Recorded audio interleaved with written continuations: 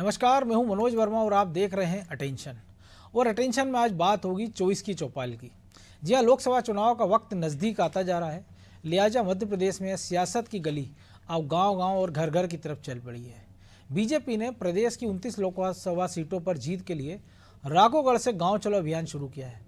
ध्यान देने वाली बात यह भी है कि बीजेपी गाँव चलो अभियान में 24 का टारगेट सेट कर चुकी है। सबसे पहला टारगेट तो ये कि 29 की 29 लोकसभा सीटों पर जीत हासिल की जा सके। इसके साथ ही हर बूथ पर 10% वोट शेयर बढ़ाने का लक्ष्य रखा गया है। हालांकि ग्रामीणों को साधने के लिए कांग्रेस के पास क्या प्लान है, इसकी तस्वीर अभी साफ नहीं है। ऐसे में सवाल यही है कि क्या गांव चलो अभियान बीजेपी के लिए मास्टर स्ट्रोक साबित होगा और कैसे कांग्रेस ग्रामीण वोटर को साध पाएगी। आज चर्चा इन्हीं सवालों के आसपास करेंगे, लेकिन पहले रिपोर्ट देखिए।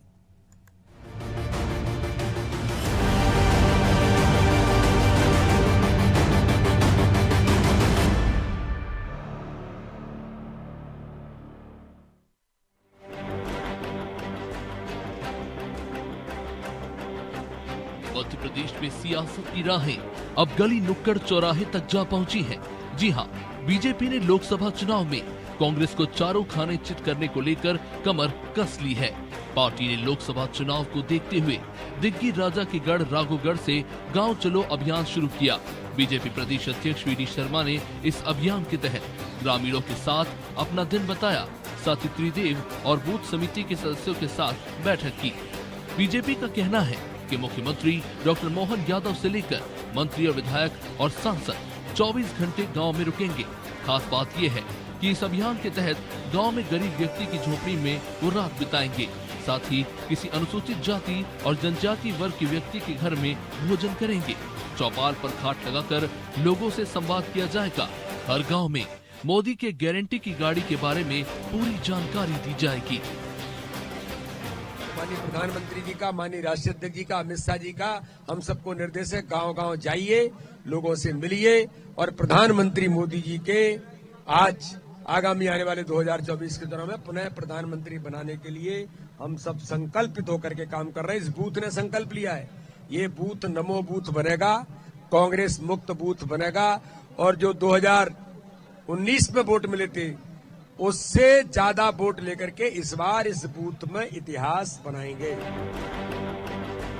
उधर बीजेपी के गांव चलो अभियान पर कांग्रेस के सियासतदान भी मैदान में कूद पड़े। कांग्रेस नेताओं का कहना है कि बीजेपी को अब सत्ता से बाहर चलो की तैयारी करनी चाहिए। जनता बीजेपी की नीतियों से त्रस्त हो चुकी है। हालांकि खुद की तैयारियों पर वो कह रही है कि कांग्रेस लगातार ग्रामीणों के संपर्क में है। कांग्रेस तो लगातार गांवों में रहती है, जनता के बीच रहती है। कांग्रेस पार्टी ने लगातार बूथ स्तर से लेकर के ग्रामीण स्तर से लेकर के परिणाम चाहे कुछ भी हो, लेकिन कांग्रेस पार्टी अपने परिश्रम में, अपने कार्य में कभी कोई कमी नहीं रहने देती और भारतीय जनता पार्टी के खिलाफ लगातार माहौल बनाने का काम इस लोकसभा चुनाव में हमारे कार्यकर्ता कर रहे हैं। कुल मिलाकर बीजेपी गांव चलो अभियान के जरिए 29 सीटों पर कमान हासिल करना चाहती है। लिहाजा गांव गरीब किसानों, मजदूरों और हर वर्ग को लुभाने के लिए मोदी की गारंटी का रथ गली नुक्कड़ चौराहे पर दौड़ पड़ा है। उधर कांग्रेस की कोशिश भी ग्रामीणों को साथ कर वोट की मात्रा बढ़ाने की है। लेकिन देखना दिलचस्प होगा कि 24 के चुनाव में जनता किस पर मेहरबान होगी। ब्यूरो रिपोर्ट, अनादि टीवी।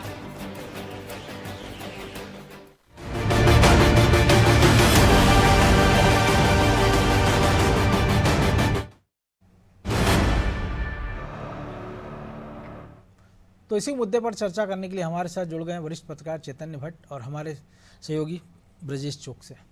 बहुत धन्यवाद, बहुत स्वागत है आपका चैतन्य जी अनादि टीवी में।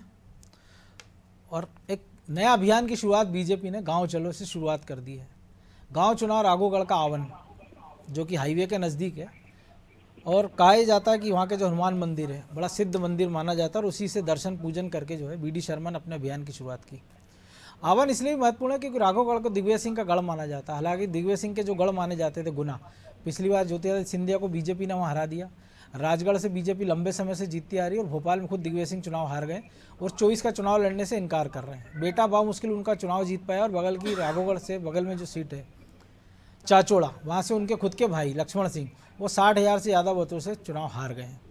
अब ऐसे में इस अभियान को किस नज़रिए से देखा जाए बीजेपी की तैयारियों को, क्योंकि अब वोट शेयर 10% और बढ़ाने का लक्ष्य है, क्योंकि पहले ही 12% वोट शेयर ज़्यादा मिला है विधानसभा में कांग्रेस के तुलना में। देखिए मनोज जी, जहां तक भारतीय जनता पार्टी का चुनावी रणनीति की बात है, तो ये आप मान के चलिए कि चुनाव किस तरह लड़ा जाता है और चुनाव की पूर्व की तैयारी कैसी होती है, ये भारतीय जनता पार्टी से बेहतर कोई नहीं जानता। बिल्कुल। आप देखिए कि विधानसभा चुनाव के बाद इतनी जबरदस्त जीत के बावजूद वो लगातार लोकसभा चुनाव की तैयारी में जुट गए, जबकि उनको लग रहा था कि इतना जब हमको मैंडेट मिला है तो निश्चित तौर पे लोकसभा में भी अच्छा होगा। लेकिन उन्होंने उस बात को गंभीरता से लिया और जिस तरह से वो अपना वोट परसेंटेज बढ़ाने की बात करते हैं और उस पर काम करते हैं, वो काम कहीं कांग्रेस में दिखाई नहीं देता। अभी जरूर उनके प्रवक्ता कह रहे थे कि हम गाँव में रहते हैं और हमारा पूरा जो कार्यकर्ता है वो पूरी तरह से भारतीय जनता पार्टी के खिलाफ खड़ा हुआ है, लेकिन मुझे लगता नहीं कि ऐसी कोई स्थिति है। दूसरी सबसे बड़ी बात यह है कि जिस तरह से भारतीय जनता पार्टी कांग्रेस के लोगों को अपनी पार्टी में शामिल करने का प्रयास कर रही है और उसमें सफल भी होती जा रही है, तो मुझे लगता है कि जो कांग्रेस मुक्त भारत की बात जो कही थी नरेंद्र मोदी ने, वो आगामी कुछ सालों में हो सकता है कि खत्म बात सही साबित हो जाए और जो भारतीय जनता पार्टी है वो कांग्रेस युक्त भारतीय जनता पार्टी बन जाए। बिल्कुल। अभी हमारे जबलपुर में महापौर जो कांग्रेस के थे, उन्होंने बकायदा भारतीय जनता पार्टी का दामन थाम लिया। इसके अलावा जो विवेक तनखा राज्यसभा के मेंबर हैं और उनके बड़े खास माने जाते थे कांग्रेस के लीगल सेल के अध्यक्ष पूर्व महाधिवक्ता शशांक शेखर, उन्होंने भी भारतीय जनता पार्टी का दामन थाम लिया है। और भी बहुत से नेता और खुद विवेक तनखा को तब सफाई देना पड़ रही कि मैं कहीं नहीं जा रहा हूँ। जी, विवेक तनखा को सफाई देनी पड़ रही है कि मैं कहीं नहीं जा रहा हूँ। लेकिन चर्चाएं तो बहुत जबरदस्त है। चर्चाएं तो ये भी है कि कमलनाथ 22 विधायकों को लेके भारतीय जनता पार्टी में शामिल हो सकते हैं या विवेक तनखा शामिल हो सकते हैं। अब वो कब तक होगा, क्या होगा, ये नहीं कह सकते। लेकिन भारतीय जनता पार्टी जिस तरह से कांग्रेस को तोड़ने में लगी हुई है और जो कांग्रेस का हाईकमान है वो उसको लेके बिल्कुल निश्चितर है। बिल्कुल, वो पीए बढ़ाने में बीजेपी भी पीछे नहीं, क्योंकि मुख्यमंत्री से मिलते हैं कमलनाथ, उसके बाद छिंदवाड़ा का कलेक्टर का ट्रांसफर हो जाता है, नए कलेक्टर की पोस्टिंग हो जाती है। इस तरह की चीजें जो है वो इशारा करती हैं कहीं ना कहीं कि इनकी संगामित्ती चल रही है। लेकिन मुझे सबसे बड़ी आश्चर्य की बात ये लगती है कि इन तमाम बातों के बावजूद कांग्रेस का जो हाई कमान है वो इसके प्रति बिल्कुल निष्फिक्र है। वो कहते हैं जिसको जाना है चला जाए। भाई ऐसे पॉलिटिकल पार्टी थोड़ी चलती है। फिर विशेषकर आपको एक इतनी मजबूत पार्टी के खिलाफ चुनाव लड़ना है और लोकसभा का चुनाव बिल्कुल सामने है और उसके बावजूद अगर राहुल गांधी न्याय यात्रा निकाल रहे हैं, जबकि होना तो ये चाहिए कि बैठ के लोकसभा की तैयारी करना चाहिए, लेकिन आप भारत न्याय यात्रा में लगे हुए हैं। अब उसकी तैयारी करे व्यक्ति, तो प्रादेशिक नेतृत्व तो उसकी तैयारी करे कि पैसे की इकट्ठा करने की कोशिश करे या लोकसभा की तैयारियों में लगे और जिस तरह से पलायन हो रहा है उसको संभालना बड़ा कठिन काम। तो मुझे लगता है कि ये जो उन्होंने एक नया प्रयोग शुरू किया है भारतीय जनता, और देखिए वो तो हमेशा नए प्रयोग करते आए, भारतीय जनता पार्टी हमेशा नया प्रयोग करती है और उसमें रिस्क भी रहती है। लेकिन इस तरह का जो प्रयोग कि हम पदाधिकारियों को, मुख्यमंत्री को, मंत्रियों को, सबको गांव में रुकना पड़ेगा, क्योंकि हमेशा सरकारी कहती रही है कि अफसर जो है वो रात में रुके गांव में, और चाहे वो शिवराज सिंह सरकार हो या मोहन सरकार हो, सबने अपने अफसरों को निर्देश दिए कि वो रात में वहां पर रुके। लेकिन मुझे लगता नहीं कि कोई भी अफसर रात में किसी गाँव में रुका हो। तो अब ये भारतीय जनता पार्टी ने तय किया कि हमारे व्यक्ति जाएंगे और रात में वहां रुकेंगे, चौपाल लगाएंगे, लोगों से बात करेंगे और लोगों की समस्याएं जो है वो सरकार के सामने रखेंगे, उनको तत्काल में हल करेंगे। और सबसे बड़ी बात जो है कि मोदी की जो गारंटी है वो लोगों तक पहुंचाएंगे। तो ये आप देखिए कि छोटे से छोटी जगह पे जाके अगर भारतीय जनता पार्टी लोगों को अपने तरफ खींचने का प्रयास कर रही है, जोड़ने का प्रयास कर रही है, तो निश्चित तौर पर उसको सफलता मिलेगी, इसमें तो कोई संदेह की बात नहीं। बिल्कुल। और फिर अभी तो जो एक माहौल चल रहा है वो तो पूरी तरह से भारतीय जनता पार्टी के पक्ष में है, उसमें तो कोई रुकावट आना नहीं है। और जिस तरह का उन्होंने संकल्प भी लिया और घोषणा भी की कि 370 भारतीय जनता पार्टी की और कुल मिला के एनडीए की 400 से ऊपर सीटें आएंगी, तो ये बड़ा आत्मविश्वास है पार्टी का। और उसको लगता है कि जनता का जो मूड है तो भारतीय जनता पार्टी की तरफ अब कांग्रेस क्या कर रही है, क्या नहीं कर रही है, इसका तो कुछ पता ही दूर बिल्कुल, दूर इस तक पे पता मैं ही नहीं दोबारा लगता आऊंगा कि सर क्या आपके होगा। पास। जी जी तो ब्रजेश जी, आमतौर पर होता है कि जब इतने बड़े आयोजन होते हैं तो बड़े नेता एक फॉर्मेलिटी पूरी कर देते हैं कि ठीक है कार्यकर्ताओं को झोंक देंगे या विधायक सांसद कर लेंगे, लेकिन खुद प्रदेश अध्यक्ष वो पहले रात में अपने जो बूथ अध्यक्ष हैं उनसे संवाद करते हैं, बाकायदा उनसे पूछा जाता है कि आपके बूथ में कितने वोटर हैं, इस विधानसभा चुनाव में कितना वोट मिला है, इस लोकसभा में पिछले में कितना मिला था। फिर वो एक टारगेट सेट करते हैं कि अगर हमको 2400 वोट मिले हैं इस बूथ पे तो हमको इसको 3000 ले जाना है। लाभार्थियों की संख्या पूछी जाती है कि कितने आवास से, तो पता लगता है आवन जैसे छोटे से गांव में 3100 लोगों को प्रधानमंत्री आवास मिला है। फिर उनसे एक संवाद होता है। इसके बाद वो गली गली में प्रदेश अध्यक्ष घूमते हैं, लोगों को बीजेपी की रीति नीति बताते हैं और उनको उनके कार्यकर्ता बताते हैं कि ये वो इलाका है जहाँ से कांग्रेस को लीड मिलती है। तो उस इलाके में जाते हैं, लोगों से मिलते हैं, रात में मंदिर में रुकते हैं और सुबह से दीवार लेखन करते हैं। फिर वही सिलसिला दोपहर तक चलता है। तो ये बता रहा है कि बीजेपी इसको फॉर्मेलिटी के रूप में नहीं ले रही। और अभी तक ये माना जाता था कि शहरी क्षेत्रों में बीजेपी की अच्छी पकड़ है, लेकिन गांव-गांव में उसको कहीं कहीं दिक्कतें आती है। लेकिन अब जो इस प्रकार से गांव को फोकस कर रही है बीजेपी, उसको किस नज़रिए से देखा जाए? देखिए मनोज जी, बीजेपी लगातार टारगेट पर काम करती है और टारगेट उसका जो वोटर रहता है, तो आपने देखी उसका कोई वोट बैंक नहीं था। जो वोट बैंक भी जिस तरह से हम देखते थे, कांग्रेस 11वें नंबर से शुरुआत करती थी और बीजेपी 0 से मान लीजिए एक उदाहरण के तौर पर। बिल्कुल। तो वो परिस्थितियां अब बदल गई हैं। उसने अपना वोट बैंक कैसे तैयार किया है? उसने अपना वोट बैंक किसी जाति के आधार पर तैयार नहीं किया है, किसी वर्ग विशेष के आधार पर तैयार नहीं किया। उसने अपना वोट बैंक बनाया है हितग्राहियों को, जो उनको सीधे बेनिफिट दे रहे हैं।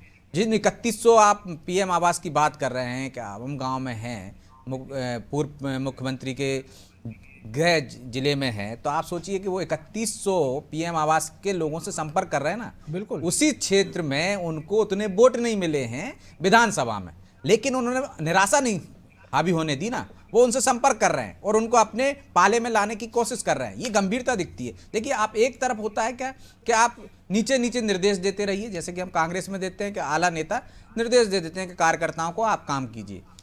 एक होता है कि आप ऊपर से जैसे तरह से लाइन बना रहे हैं। यदि आप प्रधानमंत्री को देखिए तो लगातार वो मेहनत कर रहे हैं, फिर वो उम्मीद करते हैं कि नीचे तक का कार्यकर्ता मेहनत करेगा। जो अपने नेता को मेहनत करते हुए देखेगा तो निश्चित तौर पर कार्यकर्ता भी सक्रिय होगा। यदि वो 50% सक्रिय होगा अपने नेता से, तो निश्चित तौर पर उसका फायदा मिलेगा, क्योंकि उसकी संख्या ज्यादा है। तो नेता यहाँ पर एक तरह से नेतृत्व करने वाला जो है वो नेतृत्व करता दिखता है, और दूसरी तरफ हम देखते हैं सिर्फ निर्देश दिए जाते हैं। आप देखिए, कांग्रेस की यदि हम बात करें, यहाँ तो आप 58 से 68 पर जाने की कोशिश कर रहे हैं कि यदि आपको जो लक्ष्य मिल गया है उससे बढ़ा ही रहे हैं, कि आप संतुष्ट होकर घर नहीं बैठ गए कि हमें तो इतना प्रतिशत मिल गया, हम तो जीत जाएंगे। माहौल देख रहे हैं पूरे देश में बीजेपी के पक्ष में है, फिर भी इसके बावजूद भी क्या बीजेपी के नेता घर बैठ गए? क्या वो एक भी कोई कमी नहीं छोड़ना चाहते? एक भी कोई लूज बाल पर वो इस तरह से नहीं देखे विपक्ष, मतलब जो कांग्रेस है, शॉट मार सके। दूसरी तरफ कांग्रेस देखिए, हम देख रहे थे कि अभी प्रभारी आए थे उनके मध्य प्रदेश में, उन्होंने कहा कि मंडलम सेक्टर कमजोर हैं, जो काम नहीं कर रहे हैं उनको हटा दीजिए।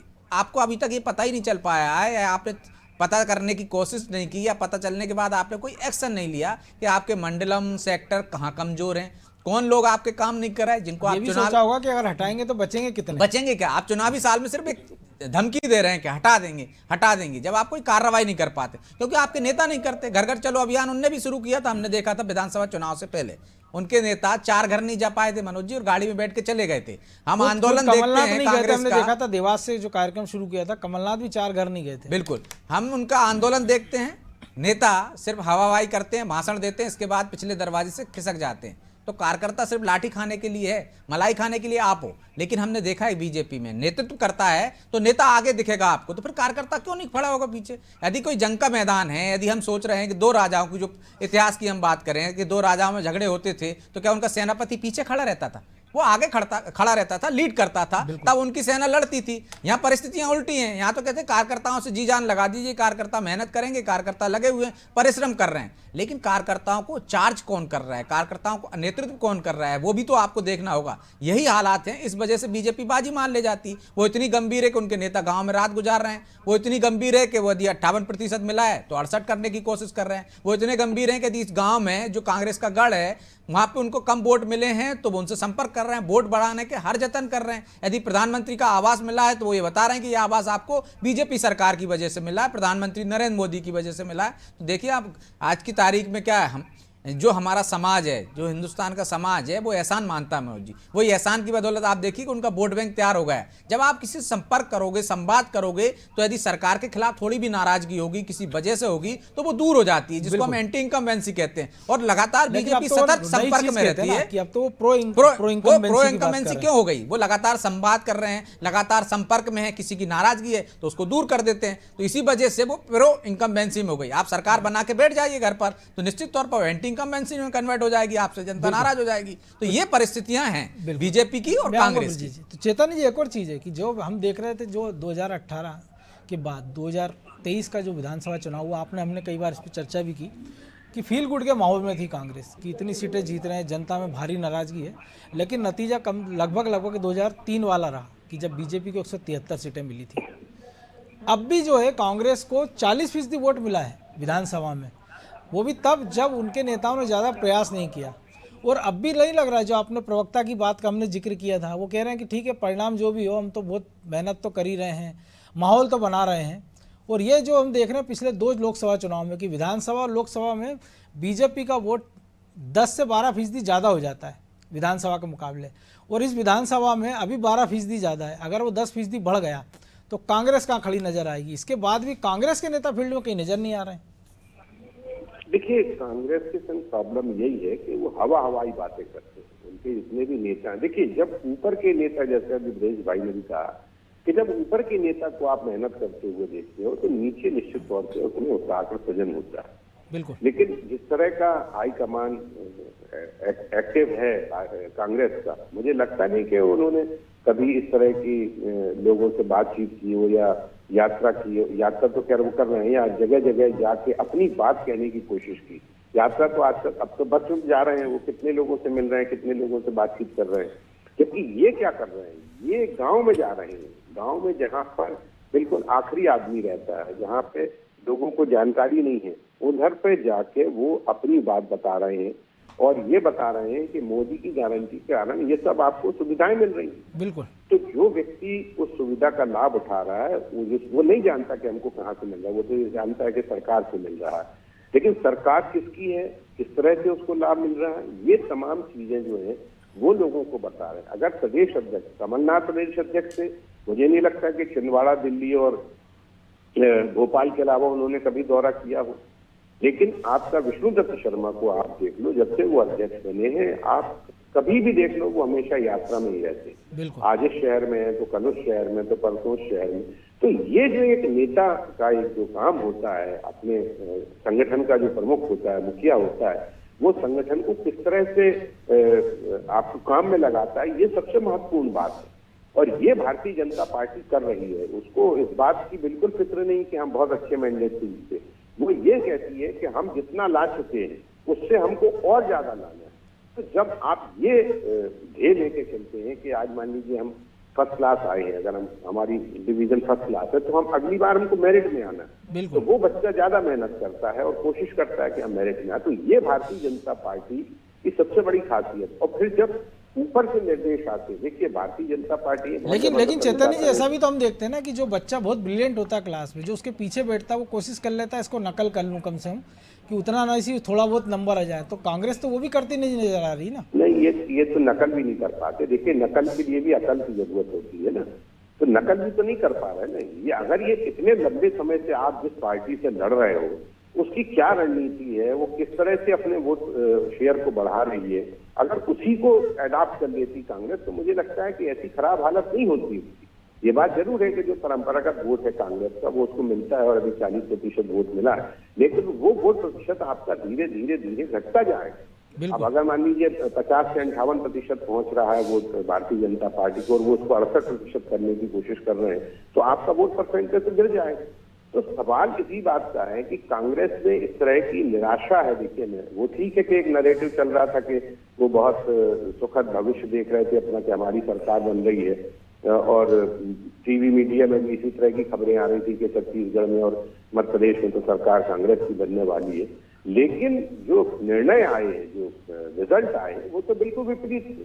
तो अभी भी उस बात को वो स्वीकार नहीं कर पा रहे हैं। वो ये कह रहे हैं ईवीएम की गड़बड़ी है, ये है, वो है, दुनिया भर की बातें कर रहे हैं, लेकिन इससे कोई फायदा तो होता नहीं है। बिल्कुल। जनता जिस तरफ जा रही है उस तरफ आप अगर नहीं जाओगे, अगर आप विपरीत धारा में खड़े होगे तो आप ज्यादा देर तक नहीं खड़े हो सकते ना। तो ये कांग्रेस को समझ में नहीं आ रहा है, वो इतनी ऊहापोह की स्थिति में। अब आप देखिए कमलनाथ को कब बदला गया, कमलनाथ को तब बदला गया जब बिल्कुल सिर पे हैं लोकसभा के चुनाव। अब वो एक नया आदमी कैसे संगठन को खड़ा कर पाएगा, कैसे लोगों तक पहुंच पाएगा, अपनी बात कैसे पहुंचा पाएगा, ये बड़ा कठिन काम है। तो वहां तो निर्णय होता ही नहीं किसी भी चीज में निर्णय। हाँ ठीक है, लिंगरान चलने दो चलने दो चलने दो चलने दो। तो जब आप निर्णय लेने में इतने अक्षम हैं, और जबकि भारतीय जनता पार्टी में तत्काल निर्णय होता है, जो भी निर्णय होता है वो सर्वमान्य होता है और तत्काल निर्णय होता है, वो लिंगरान नहीं करते किसी भी चीज को। लेकिन कांग्रेस में ये दिक्कत है कि अगर अब देखिए हमारे जबलपुर में 2 साल से जगत बहादुर अन्नू नगर अध्यक्ष भी हैं, लेकिन आज तक उनकी कार्यकारिणी नहीं बन पाई। तो अब ऐसी स्थिति में जब कार्यकारिणी नहीं है आपकी, तो आप संगठन को कैसे मजबूत कर पाओगे, और वो संगठन कैसे लड़ाई लड़ पाएगा, ये बहुत मजबूत। और वो भी जबकि महाकौशल में कहा जाता था उस समय तो कमलनाथ ही अध्यक्ष थे कि उनका बड़ा प्रभाव है। तो ब्रजेश जी, ये जीतू पटवारी के लिए बड़ी अग्नि परीक्षा, क्योंकि बीजेपी तो हम देख रहे हैं कि चुनावी मशीनरी में बदल गई है, वो कि 24 घंटे 365 दिन काम करते हैं। उससे कैसे किला लड़ाएंगे जीतू पटवारी? ऊपर से जो बीजेपी की नई रणनीति और जो बड़े नेताओं के हालात, राम मंदिर को लेकर उनकी टीका टिप्पणियां और जनता के बीच उसका रिएक्शन। देखिए मनोज जी, जीतू पटवारी मेहनती हैं, लेकिन वो उस दौर में कांग्रेस के अध्यक्ष बने हैं जब परिस्थितियां एकदम विपरीत हैं। एक तो उनको अपनी ही पार्टी में लड़ना पड़ेगा दिग्गजों से, जो हमेशा टांग खींचते हैं, या हम अरुण यादव के शब्दों में कहें कि फसल बोते हैं और वो काट कर ले जाते हैं। कोई और काट के ले जाता है, कोई और काट के ना ले जाए, वो कांग्रेस के ही बड़े नेता काट के ले जाते हैं, सीधा उनका कहना था। तो आप देखिए कि क्या जीतू पटवारी उतनी मेहनत करेंगे? जीतू पटवारी उतनी मेहनत करते दिख रहे हैं क्या?